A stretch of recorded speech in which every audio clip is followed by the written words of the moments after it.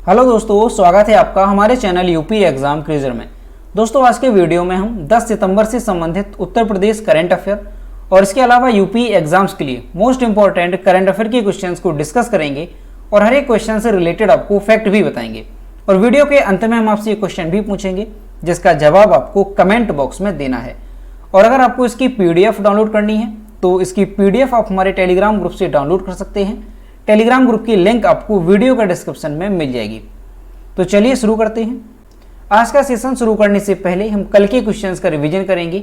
कल का पहला क्वेश्चन है, किस राज्य की राज्यपाल बेबी रानी मौर्य ने राष्ट्रपति रामनाथ कोविंद को अपना इस्तीफा सौंप दिया है? इसका जो करेक्ट आंसर है वो है ऑप्शन नंबर ए, उत्तराखंड। अगला क्वेश्चन है, उत्तर प्रदेश के किस शहर में हेलीकॉप्टर टैक्सी शुरू करने हेतु हेलीपोर्ट बनाया जा रहा है? तो ये बनाया जा रहा है मथुरा और प्रयागराज में, यानी ऑप्शन नंबर सी यहाँ पर करेक्ट होगा, ए और बी दोनों।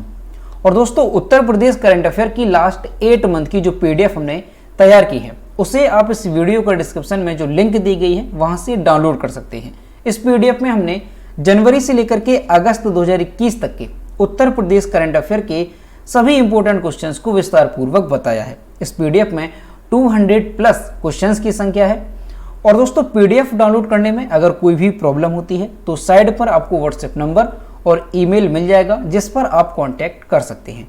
अगला क्वेश्चन है, उत्तर प्रदेश के किस शहर में प्रदेश का पहला agri startup and incubation centre खुलेगा? तो ये कहां पर खुलेगा? कानपुर में, यानी ऑप्शन नंबर ए यहां पर करेक्ट होगा। अगला क्वेश्चन है, सितंबर 2021 में निम्नलिखित में से किसने आजादी का अमृत महोत्सव के हिस्से के रूप में 100 दिवसीय अभियान सुजलम शुरू किया है? इसका जो करेक्ट आंसर है वो है ऑप्शन नंबर बी, जल शक्ति मंत्रालय ने। अगला क्वेश्चन है, विश्व साक्षरता दिवस यानी इंटरनेशनल लिटरेसी डे निम्न में से किस दिन मनाया जाता है? तो ये मनाया जाता है 8 सितंबर को, यानी ऑप्शन नंबर 20 क्वेश्चन का करेक्ट आंसर होगा। अगला क्वेश्चन है, राष्ट्रपति रामनाथ कोविंद ने हाल ही में किस INS को प्रेसिडेंट कलर अवार्ड प्रदान किया है? इसका जो करेक्ट आंसर है वो है ऑप्शन नंबर बी, INS हंस को।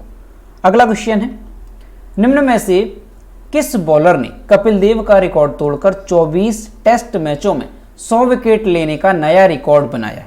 और ऐसा करने वाले वे अब पहले भारतीय बॉलर बन गए हैं। तो ये बन गए हैं जसप्रीत बुमराह, यानी ऑप्शन नंबर ए इसका करेक्ट होगा। अगला क्वेश्चन है, प्लास्टिक समझौता लॉन्च करने वाला पहला एशियाई देश निम्न में से कौन बन गया है? इसका जो करेक्ट आंसर है वो है ऑप्शन नंबर बी, भारत। अगला क्वेश्चन है, भारत का पहला डुगोंग संरक्षण रिजर्व निम्न में से किस राज्य में स्थापित किया गया है? इसका जो करेक्ट आंसर है वो है ऑप्शन नंबर सी, इसका करेक्ट होगा, तमिलनाडु में। अब दोस्तों शुरू करते हैं आज का सेशन। आज का पहला क्वेश्चन है, अलीगढ़ में राजा महेंद्र सिंह के नाम पर बनने जा रही यूनिवर्सिटी की आधारशिला कौन रखेगा? इसका जो करेक्ट आंसर है वो है ऑप्शन नंबर बी, यहां पर करेक्ट होगा, प्रधानमंत्री नरेंद्र मोदी। उत्तर प्रदेश की योगी आदित्यनाथ सरकार जाट राजा महेंद्र सिंह के नाम पर एक नई यूनिवर्सिटी बना रही है। 450 करोड़ की लागत से बनने वाले इस विश्वविद्यालय को अलीगढ़ के मूसेपुर गांव में स्थापित किया जाएगा। गांव भी ध्यान रखना है, अलीगढ़ डिस्ट्रिक्ट में मूसेपुर गांव में इस यूनिवर्सिटी को बनाया जाएगा।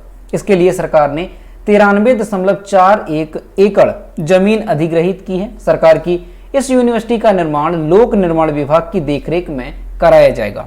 इस विश्वविद्यालय का शिलान्यास 14 सितंबर को कब किया जाएगा? 14 सितंबर को प्रधानमंत्री नरेंद्र मोदी करेंगे।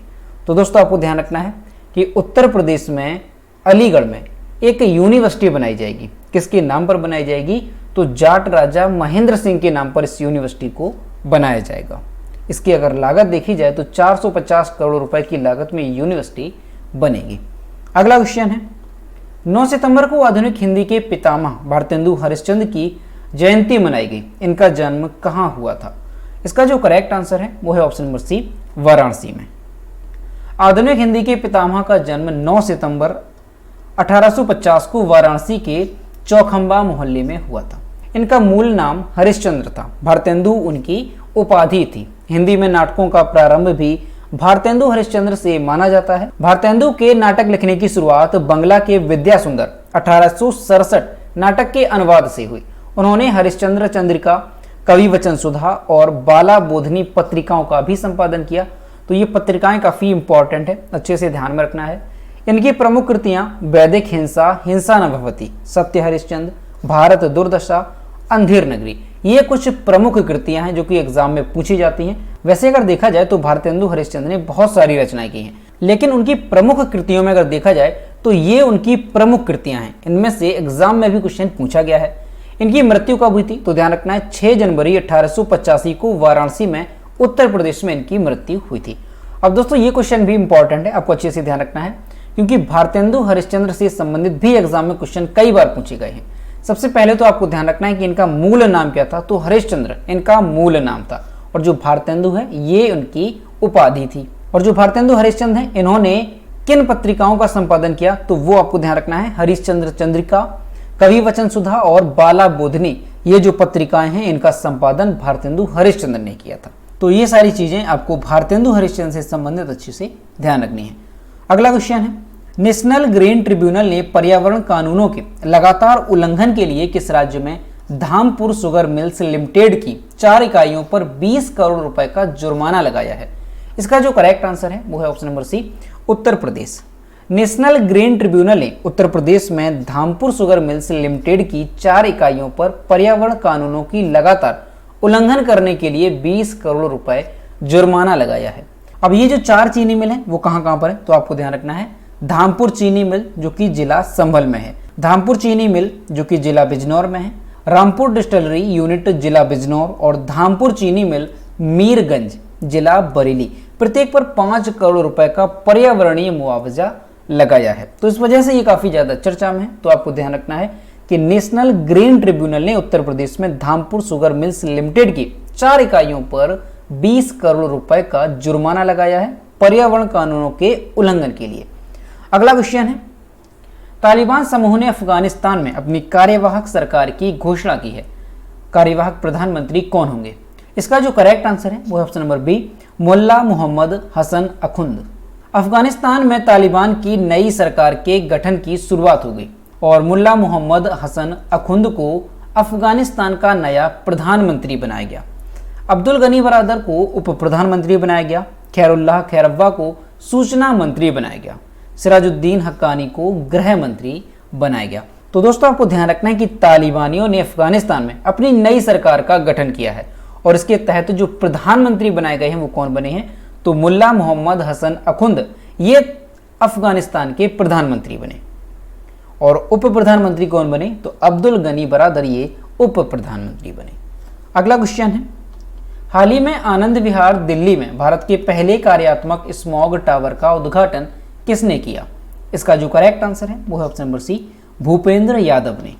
पर्यावरण, वन और जलवायु परिवर्तन मंत्री भूपेंद्र यादव ने 7 सितंबर 2021 को दिल्ली के आनंद विहार में देश का पहला स्मॉग टावर समर्पित किया। स्मॉग टावर एक ऐसी संरचना है जिसे आसपास के क्षेत्रों में प्रदूषण कणों को कम करने के लिए बड़े पैमाने पर वायु शोधक के रूप में डिजाइन किया गया है। टाटा कंपनी द्वारा निर्मित इस टावर की क्षमता 1000 घन मीटर प्रति सेकंड है। तो दोस्तों आपको ध्यान रखना है कि देश का पहला स्मॉग टावर ये कहां पर स्थापित किया गया है, तो दिल्ली के आनंद विहार में देश का पहला स्मॉग टावर स्थापित किया गया है।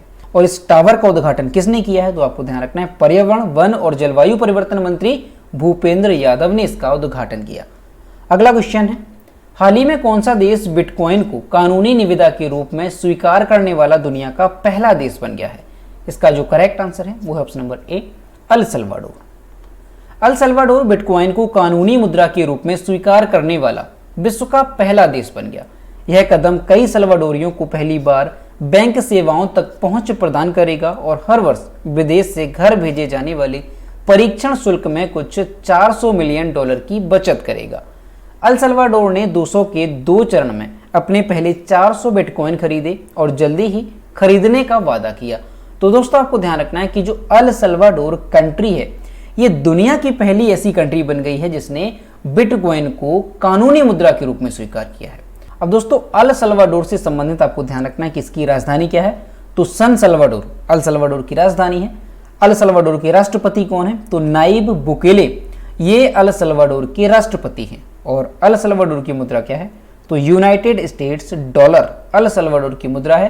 और अभी हाल ही में बिटकॉइन को भी कानूनी मुद्रा के रूप में स्वीकार कर लिया गया है। अगला क्वेश्चन है, हारून रिसर्च इंस्टीट्यूट ने हारून इंडिया फ्यूचर यूनिकॉर्न लिस्ट 2021 जारी की है। विश्व में यूनिकॉर्न पारिस्थितिकी तंत्र में भारत का स्थान क्या है?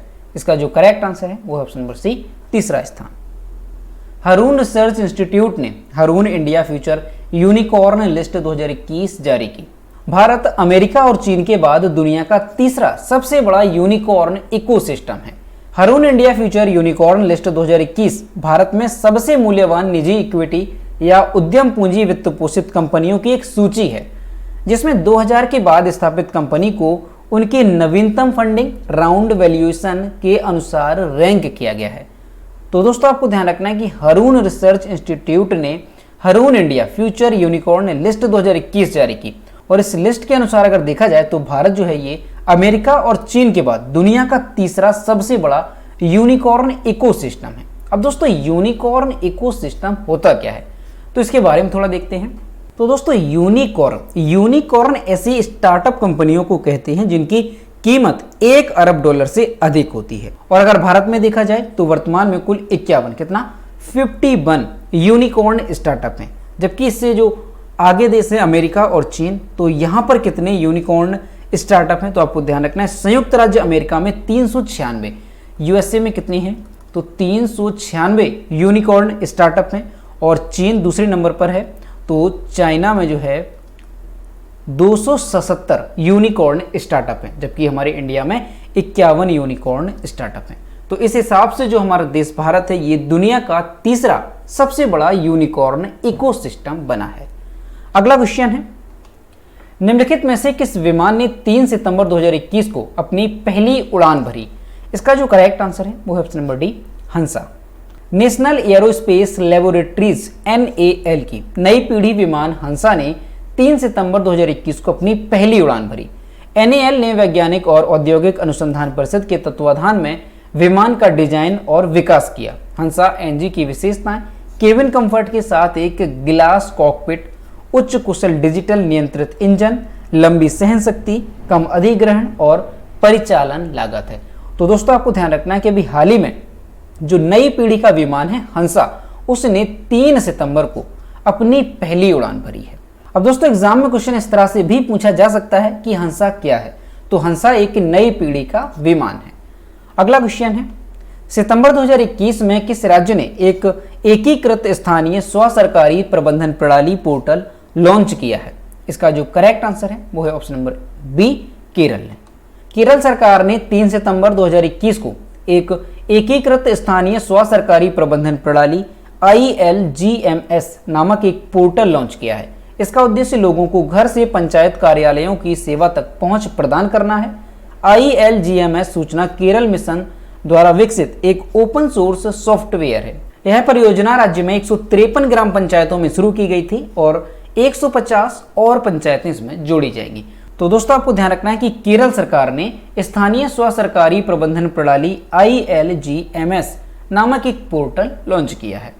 अब यहाँ पर केरल की बात है तो ये है मैप में केरल। केरल की कैपिटल है तिरुवनंतपुरम। केरल के चीफ मिनिस्टर हैं पिनरई विजयन और केरल के गवर्नर हैं आरिफ मोहम्मद खान। और केरल में लोकसभा सीटों की संख्या कितनी है तो ध्यान रखना है 20 यहाँ पर लोकसभा सीटों की संख्या है और 9 यहाँ पर राज्यसभा सीटों की संख्या है। अगला क्वेश्चन है, किस राज्य सरकार ने प्राणवायु देवता नाम से एक अनोखी पेंशन स्कीम की शुरुआत की है? इसका जो करेक्ट आंसर है वो है ऑप्शन नंबर सी, हरियाणा ने। हरियाणा सरकार ने प्राणवायु देवता नाम से एक अनोखी पेंशन स्कीम की शुरुआत की है।